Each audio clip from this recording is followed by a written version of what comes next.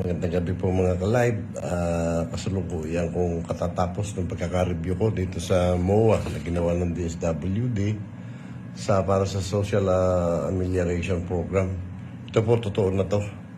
Yung mga nalathala, binalita, inlagay mismo ng DSWD National, fake news po.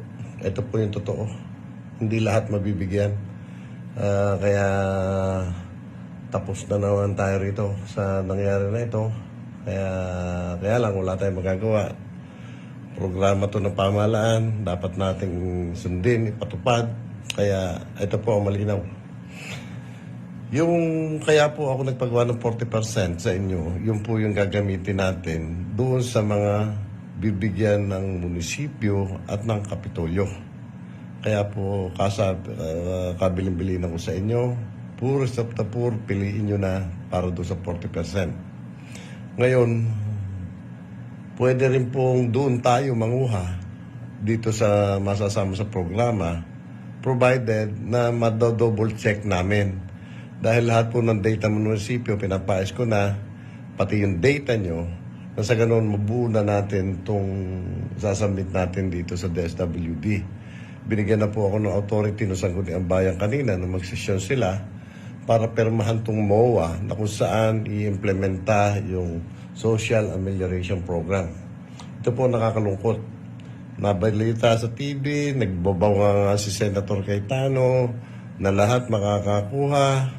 Mali po. Ito po ang totoo. Sa 110 milyong Pilipino, 18 milyon lang ang pwedeng bigyan. Kaya po malinaw to, ito na, nakapapel na, at ito po talaga ang ating gagawin. Kaya doon sa 40% na ginawa ninyo, na ngayon sinasabi na hindi pala iyon ang poorest of the poor na 40% namin, iayos na po hanggang bukas kailangan ko. At kailangan ng telephone number. Dahil ang gagamitin para doon sa cash, sa pagbibigay ng cash, mag-usap kayo ni Congressman kanina, it's either GCash or hindi ko alam kung paano. Pero kailangan ng telephone number para doon ko kontakin kung paano magiging sistema ng pagbibigay. Kaya kailangan po yung telephone number. Pero wag po nating asahan na yung lahat ng 40% na bibigay ninyo ay magkakaroon. Pero asahan po ninyo lahat ng 40% na ibibigay ninyo, yun ang masusustinihan natin nung pagkain. Malinaw po ito. Kaya kung meron kayong baguhin nyo na. Meron kayo hanggang bukas. Dahil kailangan po namin yung data nyo, lahat ng data ng munisipyo, kinolate na namin, pati yung mga 4-piece, yung mapapalad na 4-piece na talagang panay kasama. Kaya pwedeng yun sa lista nyo, may 4-piece doon, kaya i-screenin po natin lahat. Kaya walang madodoble, at talagang dapat na mapunta lamang doon sa karapat dapat na mabigyan. Malinaw na po ito. Kaya fake news lahat yung napagbabasa kahapon. Kaya yung pinagbebili nga yung nagbebenta na po. Yung form na dinownload na, binibenta na ng 10 piso raw isa, hindi po yun yung gagamitin. Magbababa po ng form yung DSWD, may barcode. Yun lang po ang siguradong magpipill up doon sa data na ibibigay natin. Kaya kailangan po namin yung 40% ninyo para ma-check namin kung talaga masasama lahat at hindi ko po masisiguro kung yung 40% na ibibigay ninyo ay masasama doon sa Social Amelioration Program. Malinaw na po ito. May papel na, may MOA na. Ito nga, pinag-aralan kong maigi. Kinonsulta ko si Attorney Fike na kasi kung po ito, talagang dokumentong dapat pag-aralan at tayo po ang magpapatupad at tayo po ang mananagot na naman. Tingnan nyo, basta sa pananagutan atin, anak ng tipaklong para tayo mga pansimbag sa ginagawa nila. Sila mismo doon sa department, hindi na magkasundo-sundo. Kaya sabi ko nga, nanunungkulan tayo, gawin natin yung sinumpaang katungkulan, para maprotektahan natin yung ating mamamayan. Tapos yung isang issue, piniprepare po namin yung remittance ko ng Bantan para sa quarantine station. Ang quarantine station pong gagawin ay para lamang doon sa mga kababayan natin na talagang gustong umuwi dito sa ating bayan. Kung sila po uuwi, lalo-lalo na mga galing sa ibang bansa, mag-i-stay po sila ng 14 days doon sa quarantine station na gagawin natin. At ito po ay tatauhan ng DepEd. At inaayos po namin yung mga dokumento para maiayos natin doon sa dapat kalagyan. Kaya po sana pagtulungan natin. Mararaos natin to.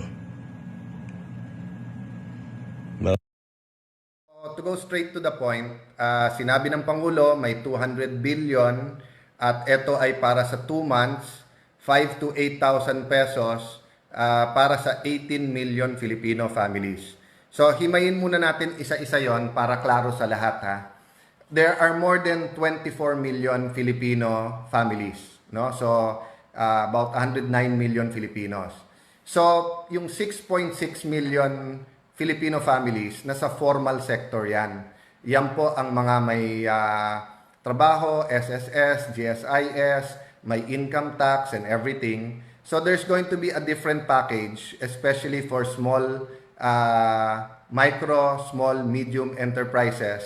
Kasi more than 90% ng trabahante or ng mga trabaho nasa micro, small, and medium enterprise. So there's going to be a package for that. Yung Bayanihan to Heal As One is for the 18 million Filipinos na makareceive ng 18 million Filipino families na makareceive ng 5 to 8 million 5 to 8,000 pesos each, no? Then secondly, the law was also there to provide for yung mga medical needs, yung mga PPEs, personal protection equipment, protective equipment, at iba pang pangangailangan ng DOH at saka ng mga private hospitals, no? So I'll touch on that later. But siguro what I did is I looked at yung mga comments dun sa Facebook nung nagsasalita si ating Pangulo. And basically naman, 'di ba, yung suporta ng ating kababayan kahit hirap na yung iba,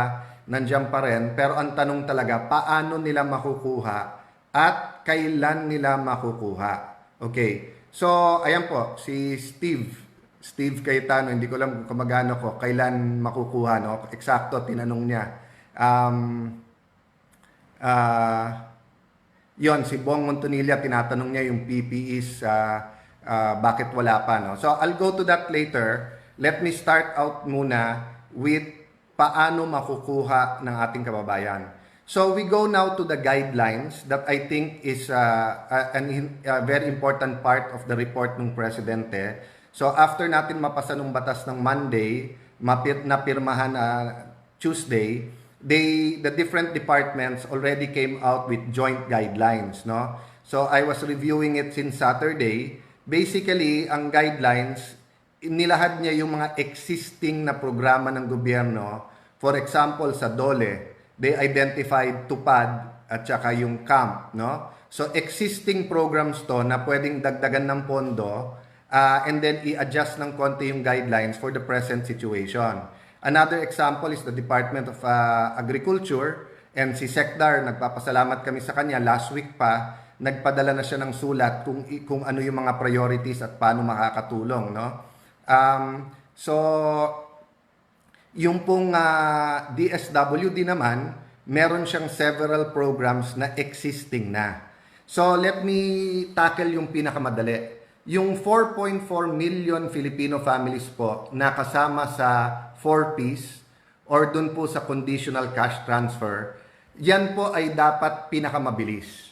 And kung may nakikinig sa DSWD and of course sa economic team, sa IATF, sana ma-release na kaagad yon kasi nasa gobyerno na ang records na, nasa DSWD na yan.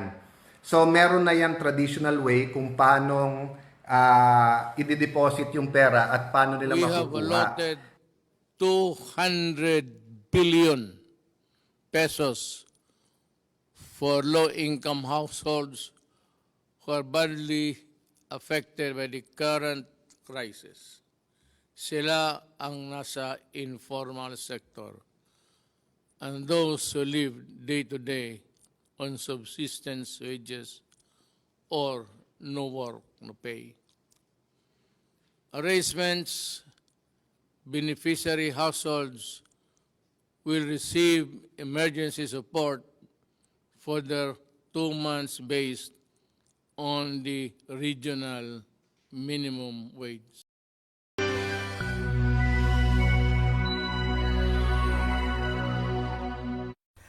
Gabay para sa pagbibigay ayuda ng DSWD at iba pang ahensya ng gobyerno sa lokal na pamahalaan para sa mga households. Step 1. Ang lokal na pamahalaan ay mamamahagi ng Social Amelioration Card o SAC forms sa kanilang nasasakupan. Gagawin ito sa pamamagitan ng pagbibigay sa bawat kabahayan o house-to-house basis. Step 2. Ang puno ng pamilya ang siyang magsusulat ng kanilang impormasyon na hinihingi sa SAC form. Kinakailangang ibigay ang kumpletong impormasyon na hinihingi sa dokumento at nakasulat sa malalaking letra. Step 3. Kailangang siguraduhin ng puno ng pamilya na kumpleto ang kanilang impormasyon sa SAC form. 2 ang SAC form na pipirmahan. Ang isa ay isusumite sa lokal na pamahalaan na babalik sa inyong bahay at ang isa ay may iwan sa household. Itago ito for reference and monitoring. Step 4. Ang kaukulang tulong ay ipahatid ng DSWD at iba pang ahensya ng gobyerno sa pamamagitan ng inyong lokal na pamahalaan. Tandaan, ang SAC form ay isang validation tool lamang na naglalayong makita kung sino ang higit na nangangailangan ng madaliang ayuda. Ang lahat po ay nilalayo naming makatanggap ng Social Amelioration Program, subalit ang pamamahagi po ay naaayon sa level ng pangangailangan. Kung kaya't ang inyo pong kooperasyon, pagbibigayan at pangunawa ay higit na kinakailangan.